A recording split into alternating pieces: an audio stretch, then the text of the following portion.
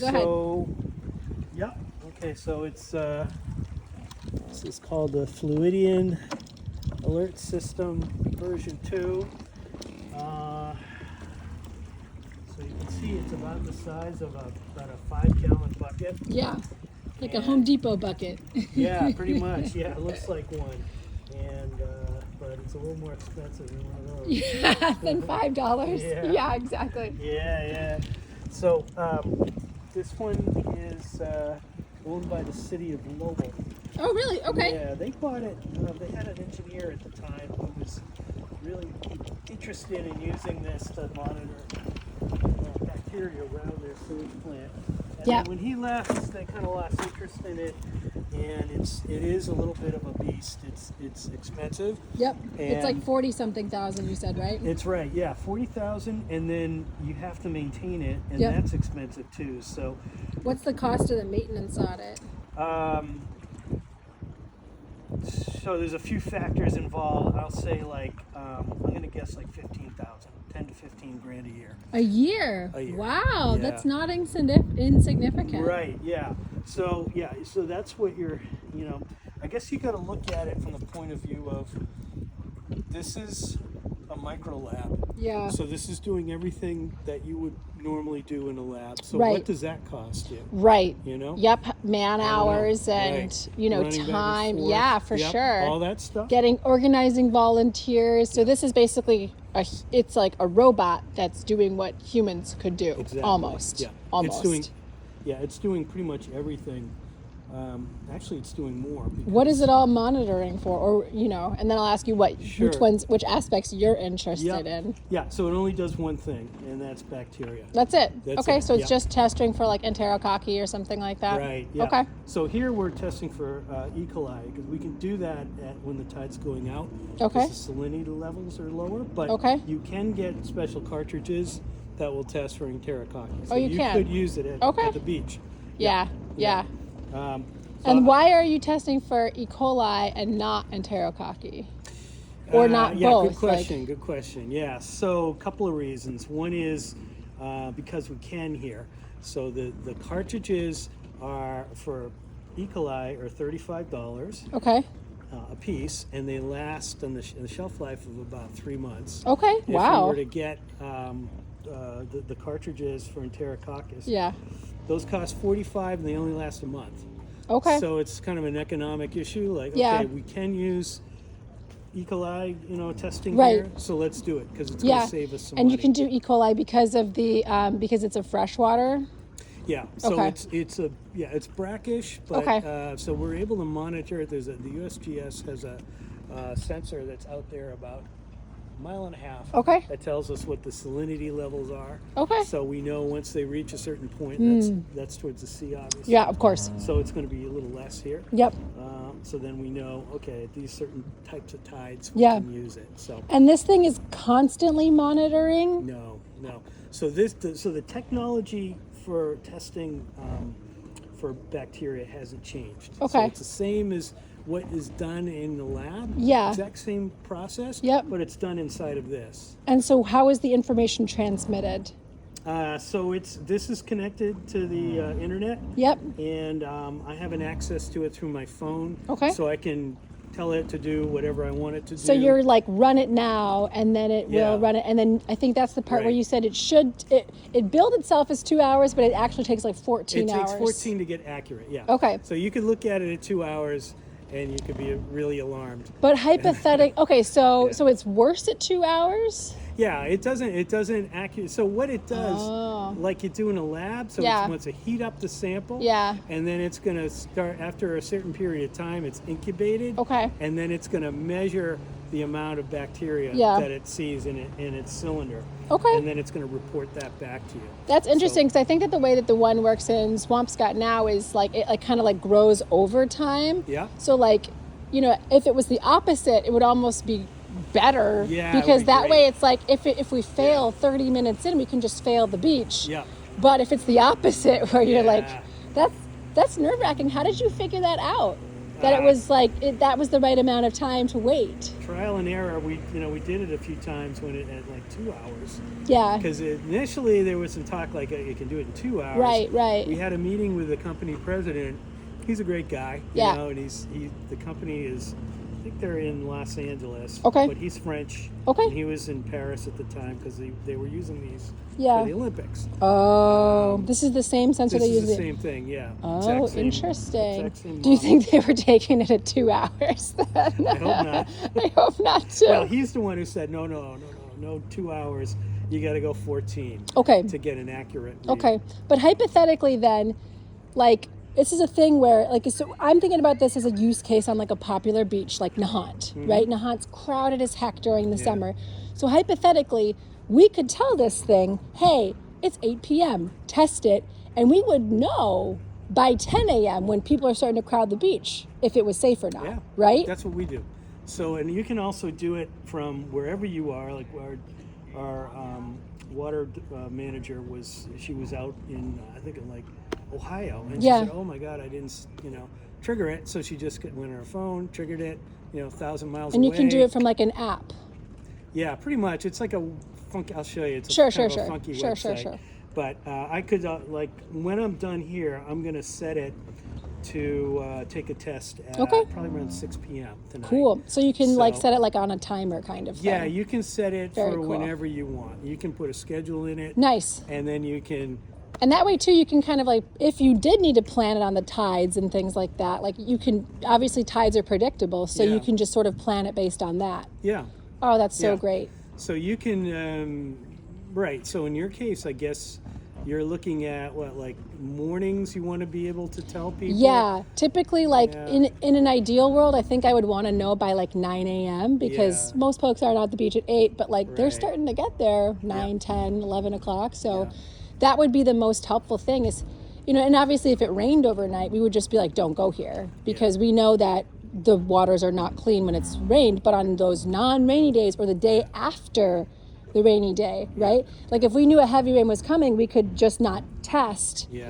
and wait, and then after it stops raining, like then we could test kind of Right. thing, you Yep. know? Yeah. And so when it takes the test, it's just like grabbing a sample of water for that time period. And so therefore like everything is, whereas like now it's like stuff is 24 to 48 hours old, like this would be like 14 hours Yeah, it'll old. be Okay. 14. Okay. Yeah. So it's a little better, It's, I mean, I think it's a lot better because, again, you take that human error out of it. Mm-hmm. Like, we're advocating for daily testing in many of the beach sites, especially ones we know that had bad water quality this year. And so if there was an easy way to just set up a system for people like DCR, I think it seems reasonable. Yeah. The only thing that I'm going to be curious to know your insight on is what to do about the tides, because you've got this thing and it floats up and down, Yeah, right? yeah. You So need- I would wonder, like, where are we going to put that, especially on a beach like Kings or Nahant, Yeah. where like the tides Yeah. You got are ocean- very long, Right. And you've got ocean effect going on and waves. right? Yeah. So Yeah. that's tricky. Yeah. That could be an interesting problem. Are these So- only used in rivers right now? Do you know? You can use them in oceans. Yeah. I don't know where they are. This is the only one in New England. Really? So yeah. Oh, So I know they're around New York. okay. They have some around Los Angeles, Okay. and I'm not sure where else. France. Yeah. I don't know. It's kind of a small company. It's really a niche kind of technology. It's not gonna be niche for long. Yeah, maybe not. Huh? Hey, I wanted you to feel it. So Yeah. to get a sense of how heavy this is, try pulling it. Okay. Oh, So yeah, it's that's- heavy. yeah, so it's that's heavy. another issue with it. Yep. It's Okay. about almost 40 pounds. Okay. So this is how we do it. Pull her up. And so, one of the issues with it is Yeah. everything wants to grow on it. Oh. So, I'm out here cleaning it pretty often. How often is like weekly, long, like shorter? I've been out here about every 2 or 3 weeks. Okay, So that's not so bad. Not too bad. But something, again, is one of those maintenance things you want to keep in mind. Right. Yeah. Okay. So what we're looking at here is, so here's the bottom that's underwater. It's down about that deep in the water. So each of these is a test cylinder. Okay. So, and this is this is telling us what the water temperature is. So I can read that as well. Okay. So what I do is, one other thing it has is GPS system. So you can find out where it is, and if it happens to float away, Drift away. you can, or somebody steals it, you can go to their garage and grab it. And I noticed that it wasn't submerged totally Yeah, when it's it was not. here. It does, I'm yeah, assuming it doesn't can't need to be. Right. But but could it be submerged? Yes, it's waterproof. Okay. So the top of it here is there's a battery in here on the top that you have to. I don't have to do it now because Sure, I've no already worries. done it. But let's see if I can open it and show you what it is. Because I'm just thinking about, like, with the tides, like, if it's okay being submerged, we could obviously build some kind of, like, you could put like a post in the ground and attach it to that. Yeah. Oh, it may not like that. Yeah. Like it never moves, it's just always there. It may want to go up and down with the tide. So this is what they recommend is this level. So there's about, whatever that is, 6 inches Yeah, I see in the that. water. It's kind of like a mark there. So if you had it on something, I don't know if it's a float or something. Like a buoy almost. Yeah, so we're thinking about deploying these in other places in the river, and how would we do that? Yeah. You want to, like you saw, it's heavy. When you get it up, you want to have it on a stable platform. Sure. So we were thinking about, well, I wonder if we could get just like a section of dock. Oh. In the river or maybe off the water. Yeah, yeah. And then have it attached to that with something like this. Or, yeah. We built that to hold it. And it has a rail system that just slides up and down. So it can float if it has flotation around it. So that's another option. Okay, so you could almost build like a floating dock kind of thing. Or if you could get something around it, a big thing around it that keeps it upright. You do not want it to flip upside down, that's for sure. So you could probably design something. But we just use the rail system. It works great. Yeah. And so they sell that with it. So this is what they call autonomous microbiology analyzer. That's their name. I can never remember. So these are the actual test cylinders. Okay. So these have a reagent in them. There's a glass cylinder. I'm going to be opening these up and replacing them. There's a glass cylinder in here that's empty. And what it does is you send your signal to it by your phone or your computer. Yep. And when it's activated to take a test, it's going to open up this. There's a little hatch there. It opens it up, draws in 100 milligrams of water, and then the battery activates, and it starts to cook it, to get it up to the temperature to get the bacteria growing. Okay. And then it's going to watch it, and it's going to be monitoring everything that's going on. So it'll tell you, what the levels are in real time. Yep. So you can track it. And when you're in on the computer, you're watching this thing, the test run, is it showing you in real time, here's the status now? Yeah. Interesting. Yeah. Okay. So I'll show you what I use. So I think this interface, it's not really an app. It's more of a website. Sure. So it's not great on a phone. So this is it. So here's what we're looking at. Okay. We're looking at it. Here's where we are. The dot shows us where we are. Yep. Some info. So there's a few things I'm looking at. One is the battery. That tells me how many volts. Okay. So the battery, it's going to drain down that battery, and when it gets to about 10.5 volts, then we're going to want to replace the battery. What kind of battery does it have? It's a big ion battery, so you can recharge it. It comes with it. Oh, okay, good. So we've got two of them, so we've always got one charging. I'll bring it out and I'll just plop it in there. Yep. Okay, open up the top, put it in. It's telling me about when it's communicated, so it communicated not too long ago, so that's fine. Some of the stuff it's testing for. So I can schedule a time here when I want to just hit this, and I'm going to go into a menu and I'll have all kinds of prompts of when. It's Yep. pretty simple, Yeah, you know. it seems pretty simple. So this is telling me what's going on when we look at those. There's 7 of these right here. Yep, the cylinders. Yeah, so when we look at those, this is telling me what's going on with those. The red ones Oh. have been used. They're no good. Okay. So there's already test samples done. The green ones are still good and they can Yep. be used. So you're gonna leave 6 and 7 in place, but you're gonna replace 1 through 5. Yeah, basically I'm going to rotate 6 Okay. and 7 up to the 1 and 2 slot because Oh. it will normally, by default, it'll go in order. Yeah, yeah. And you can mess around with the order if you want and Okay. say do this cylinder or that cylinder Got or it. whatever. Got it. But that I'd get confused. I Oh, think. you know what? I just thought of a really good use case for this in Swampscott. Swampscott Fisherman's Beach, we actually have a pier, and it has a floating dock because we have it's a okay. working harbor. Yep. So like that's an obvious place where it Yeah. could go. But then I think like what I really want to solve for is the Nahant Beach problem. Right. Yeah. Because that's like the most popular beach in the North Shore. Yeah. But anyways, I'm just thinking out loud yeah, about I mean, that. you think about, you can, go to your place and look at it that way, and sometimes Yeah. you see things, locations and stuff. Like Yeah. When we looked at this, there are some issues here, Yeah. but we've discovered some non-CSO things going on here. I'll tell you about that in a minute.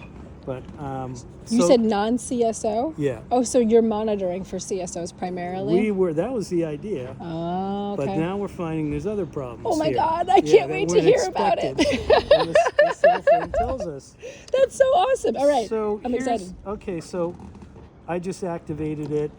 So here we go. Here's the different cells. Yep. Tells you which one, when it was activated, and what it found.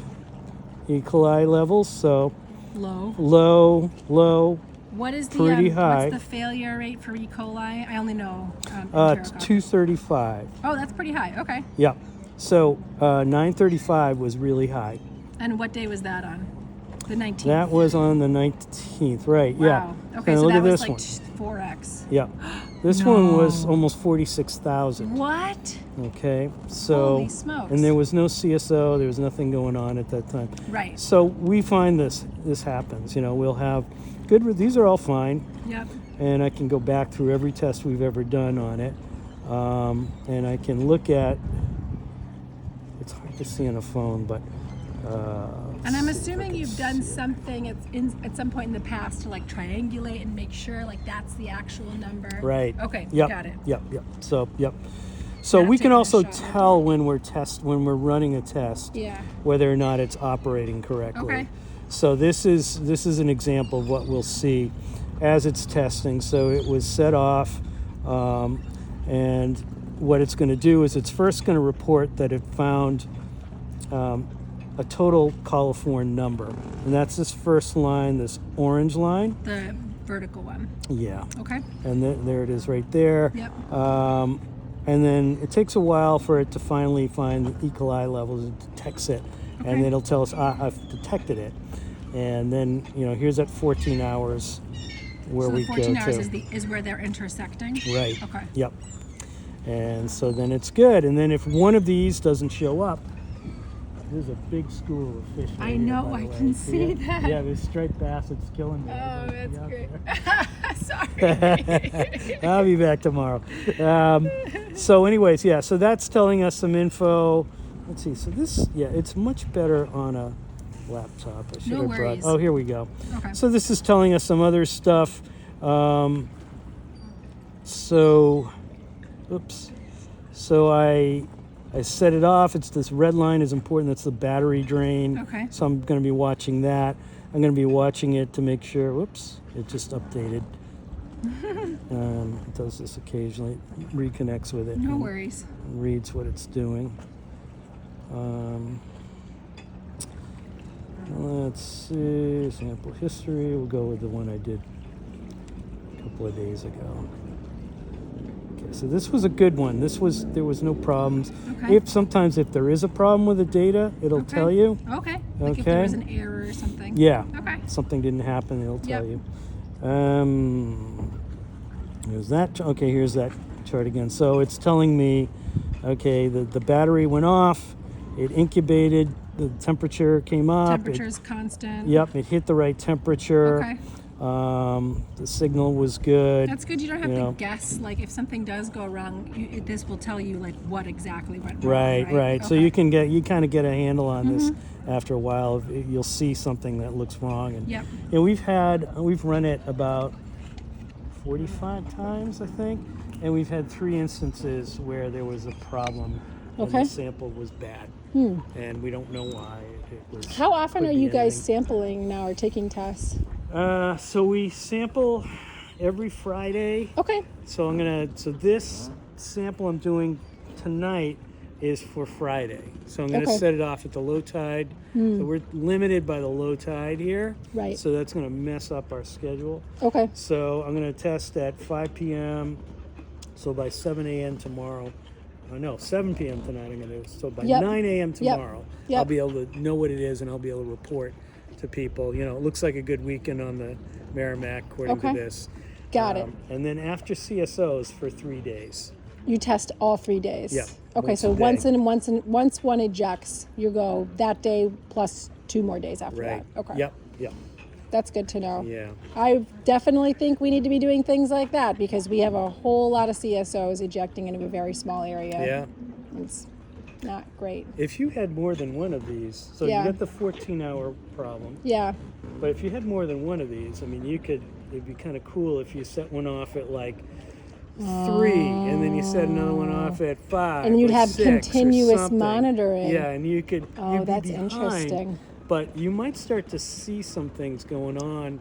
That's that- what we need because we are so stuck in figuring out like why are we seeing levels at Nahant this year that were 20 times the safe limit when there's no kind of like No CSO. there's no CSO on Yeah. that side. Yeah.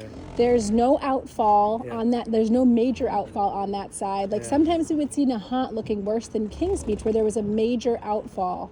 Huh. I'm like, what is? We just they can't figure out where like really what's going so on. These things can kind of help with that. So in our example here, you know, we didn't have many CSOs this year, but we were doing these Friday tests. Yeah. And we were noticing occasionally on a Friday test, we were getting really weird readings. So we had one Friday where we hit a level of 72,000.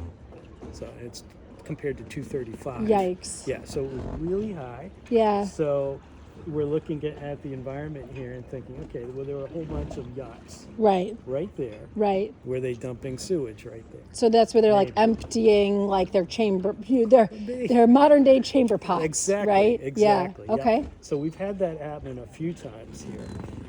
Now there's no CSOs, but just like you're saying, Yeah. you get these really weird spikes. You think it's like, has it always been on Fridays in a way that it's like people are getting their boats ready to go for the weekend kind of thing? Well, we haven't, because of the tide, we can't like run it at the same time every Friday.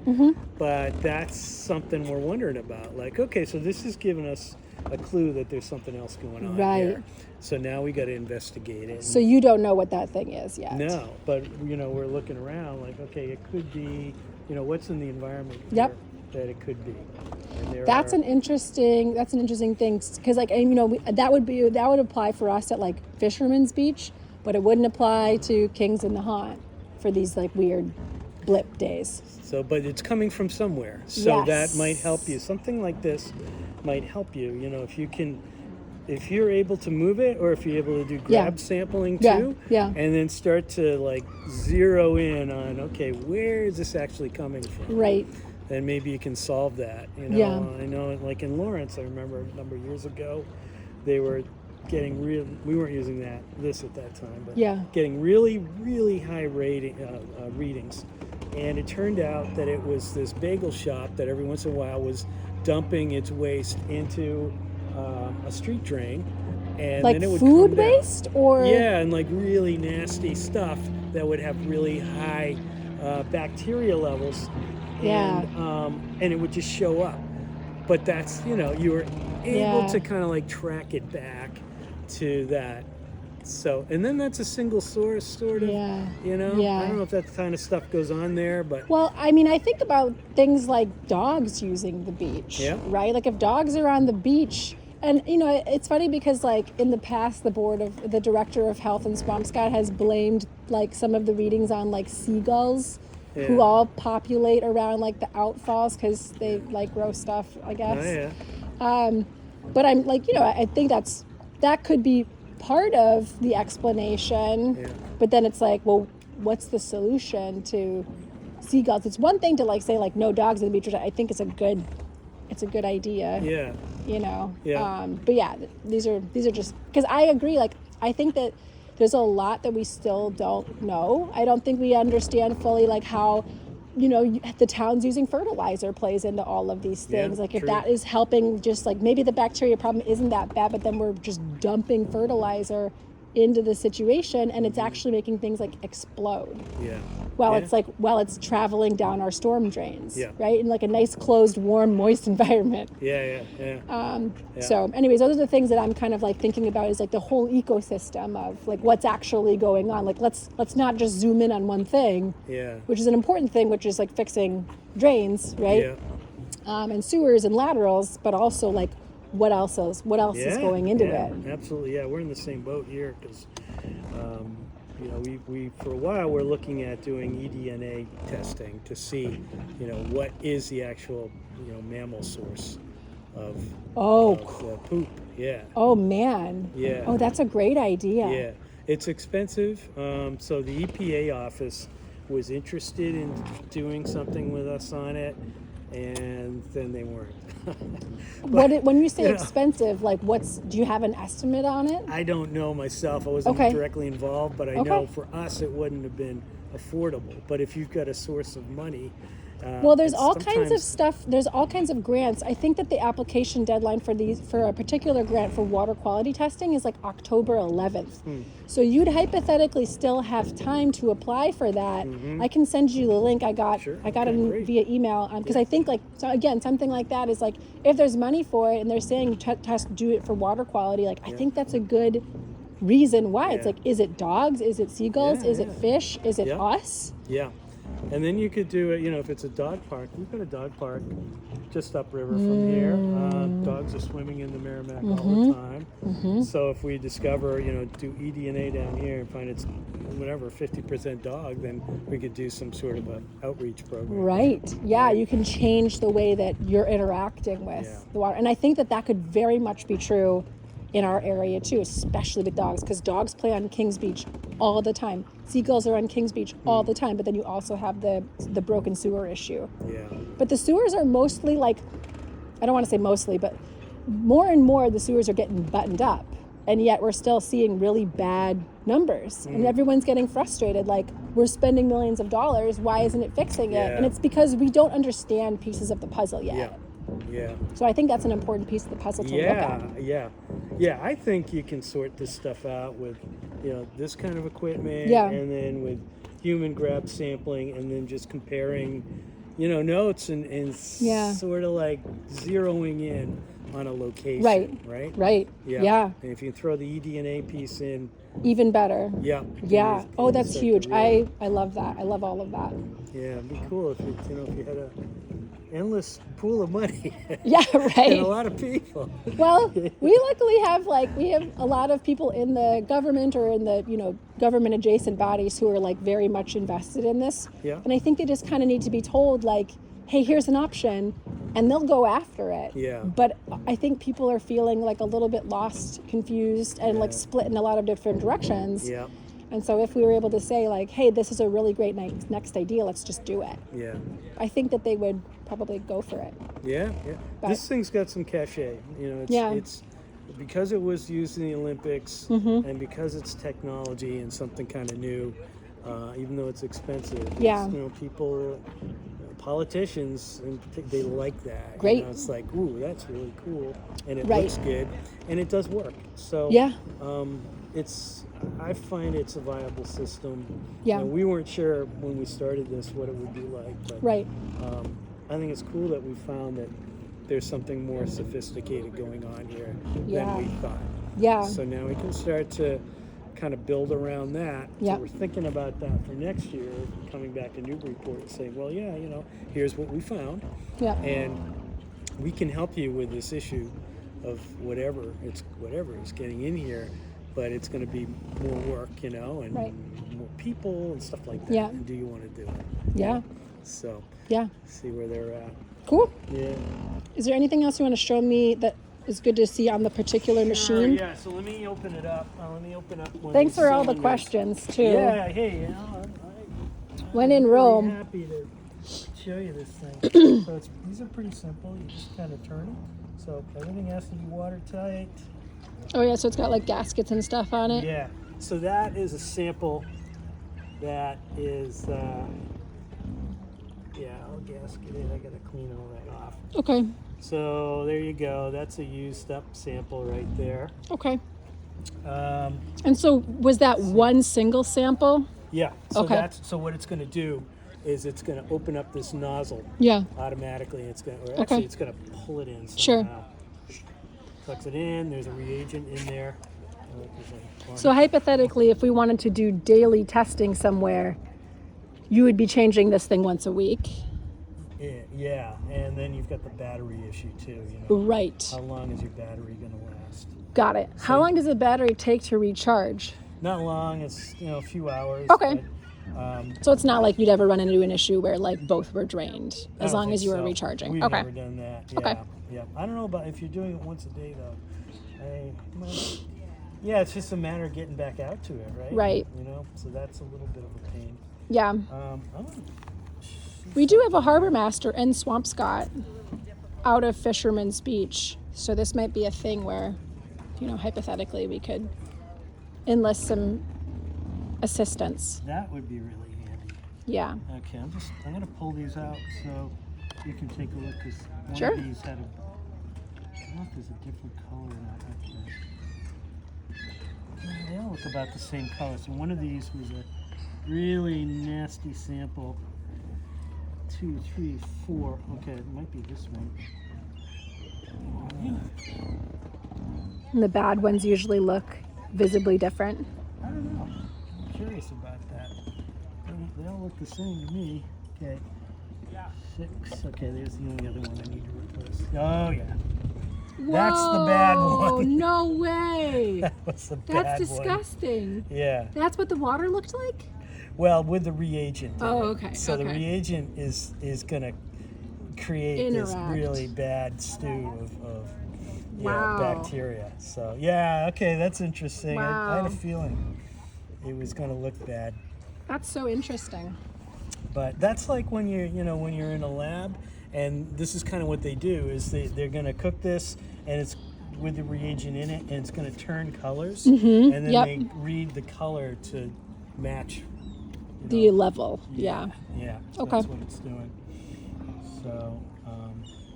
And so Yeah. now you're going to switch 6 and 7 into 1 and 2. Right. Right. So then these Yeah. these just come out. Those we throw out. We dispose of properly. Which clean you're going all to throw the out the stuff. whole cartridge thing? Yeah. Oh, Yeah, these are interesting. no good anymore. And Unfortunately. how much do those cost a pop? $35. Okay, got Yeah. it. So it's a lot more than like the $5 test that we're doing in Swampscott. That's good to be aware of. Okay. Do you feel like you're getting good results with what you're doing? Yeah, I mean, in Swampscott, they've got a good volunteer system. Yeah. But I think again, like if we're really trying to buckle down and figure out the question of like what is going on, we can't keep doing status quo. Yeah. In Swampscott, like in Fisherman's Beach, we're pretty clear about what's going on, and there's obvious work that we need to do that wasn't done for many years, and so that was a fun little thing to stumble upon. Yeah. But in Nahant, I think everyone's really pretty clueless about what's happening and why. On the other side of Nahant Long Beach, there's Dog Beach, which is exposed to CSOs, and that one's heavily used by the kite surfing community and dogs. Oh yeah. Perfect. Oh man. Yeah. Right? It's called Dog Beach, and it's where all the kite surfers go all winter. Yeah. So it's not a good combo. Okay, so there's Oh, okay. one that So it's hasn't been empty. used. Yeah. Yeah, Yep. Yeah, so you got a lot of stuff going on. we there, do. huh? Yeah, I mean, everyone moves to our area to be able to use the beach, but I think we need to ask ourselves, like, how do we need to interact with the beach differently because it's in pretty bad shape right now. Yeah, if people want to be in it, they gotta be held to it. Right. And it's crazy because like DCR, they'll say like, closed, no swimming, but people don't really know what that means. Yeah. And they're still going in the water. And we hear all kinds of stories about people getting really sick. But it's really hard to trace it. And so I think at the very least, we should be testing on a more rigorous basis. So and informing people so that way we're transparent. And if people still choose to go in the water, that's their right? I'm not here to stop anybody to do what they want to do. And I have conversations with surfers and kite surfers all the time, and they're like, yeah, I know about it, but I still go because like, what else am I going to do? Whereas like, if I'm sick one day, if I have like a head cold or something and it's a nice wind day, I'm not going in that water. Yeah. I don't want my cold to get worse. Yeah. I'm already kind of immunocompromised. Yeah. There have been instances where people who have been immunocompromised have gotten extremely sick. Yeah. And in one case, we believe that somebody died. Oh my God, really? Yeah, people can contract, people can go into sepsis, like if they have like open wounds and things. Yeah. And so again, it's about giving people correct information, up-to-date information, and it's what we're really missing right now. Yeah, it helps people too. It helps your cause because then people say, well, why is this happening and why are we tolerating this? Right. And where are our leaders on this, Correct. Yep. Can't they fix it? It's a pretty basic thing to have like water, water is one of our basic human rights. Right, yeah. And access to recreation should be one of our basic human rights. Absolutely, yeah. So yeah, it's I think it's amazing because like the community is really behind this. Yeah. You talk to people, and I've never really talked to anybody who's of sound mind who's like, I don't believe that that's a good idea. Yeah. We have a petition rolling right now that we got started like 10 days ago to get Nahant Beach tested daily and through October because people are still in the water. It's a nice day, right? That's great. And we've gotten like 500 signatures in 10 days. Yeah, fantastic. So you got the public with you. Public is with us. Yeah, people want to spend money on this. Yeah. More than some other things possibly. Yeah, probably. Cool. Well, one thing we found here we've been working on is dogs in the river getting sick. Really? And you think about how much exposure they have. Right.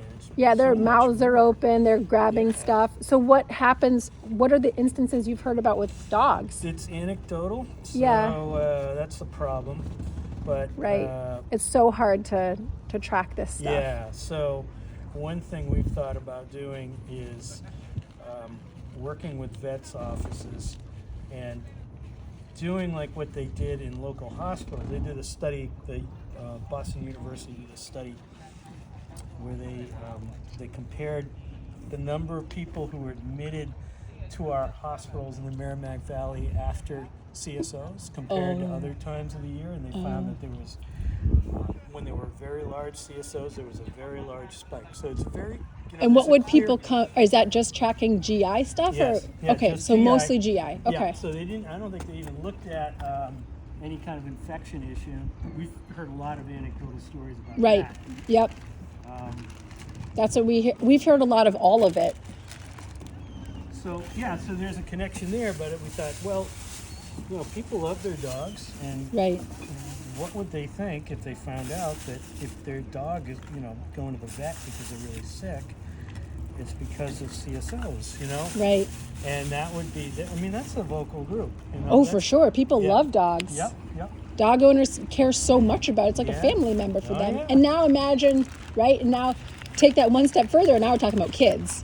Right? Yep. There's two things that love going in the water more than anybody else, and it's dogs and kids. It's true, yeah. Yeah. Yeah. So tell me again, so you guys you've already been working with vets, or that's something you're working on doing? I've contacted vets and talked to them about this, and it's so far off their radar screen that they don't track it. Because nobody thinks that the water is polluted. Right, and they don't see, there's a disconnect because maybe, let's say, 2 or 3 days later, the dog is really sick, and so They've might- forgotten about going to the beach or going in the water. Yeah, Yep. and there's no, right. It's not it happened. You're at the beach, and then that, now we're Right. here. It's not like a sudden thing. Like, yeah. Yeah. Like it's not like a what's it called? Like food poisoning or something like Yeah, that. right. It's like more. It's longer than that. Yeah. Yeah. That's really interesting. So educating vets might be a great idea. Yeah, I'm trying to get data That's a from good them. point. You know, Yeah. if they could track when people are coming in with dog issues. Well, if they could like just that, ask a right? question as part of their intake, Yeah. has your dog been in a body of water Yeah. recently? Which one? Yep. Right? When was it? Yeah. Or maybe Got the it. question is, when was the last time your dog went swimming? Yep. Or went to the beach? Yeah. Right? Yep. That's a really Questions. good point. And I honestly think that doctors' offices should be asking the same question. Yeah. They should be mandated to ask that question in the same way that they're asked, like, have you come into contact with anybody who's sick recently? Yep. But again, to your point, this isn't on people's radar because everyone who's moved to our area, and even some people who have grown up here their whole lives, they don't know about this. Yeah. They're not being told about this. It's true. Yeah. There's I don't know. We find the people who know really know, and there's Right. a lot of people who don't know anything about Yes, it, you know? 100%. Yeah. Yep, So yeah, I agree with you. It's an education issue, right. and That's, yeah, you gotta keep working on that one. for sure. Yeah. Yeah, we worked really hard to get DCR to put like really big, bright yellow and red signs up at the opening to Stacy's Brook, which is the outfall for Kings Beach. Yeah. That's like the notorious problem in our area. And it was great. People still go in the water, you know, mostly non-English speakers. Yeah. Well, we got that problem here. Yeah? Because there's a lot of Cambodians and Hispanics who come down from Lawrence or wherever, or even they might fish up there. They're fishing because it's a big Yep. part of their People diet. fish in Yeah. off of Red Rock Park in Lynn, Yeah. too, Yep. which straddles Nahant and Lynn. They have no idea, you know. And No. And they collect crabs and stuff, too. oh yeah. You're not supposed to collect any shellfish. I don't know if a crab, I guess a crab is a crustacean, but like you're not allowed to collect any oysters, clams, because like Nahant Bay is really quite polluted. But I wonder about, like, no Happens. one's stopping them taking crabs. Yeah. And what are those crabs? Like, Yeah, they're certainly eating. not something good. Yeah, right. Right. All right, so I've now put in all the cylinders, and looks like all the gaskets were good. So this thing is now ready to go back in the water. I would have changed the battery, but good. See, we'll put a sonde on this to test for other things. So you can, this can do multiple things. You can put add-ons to it. We chose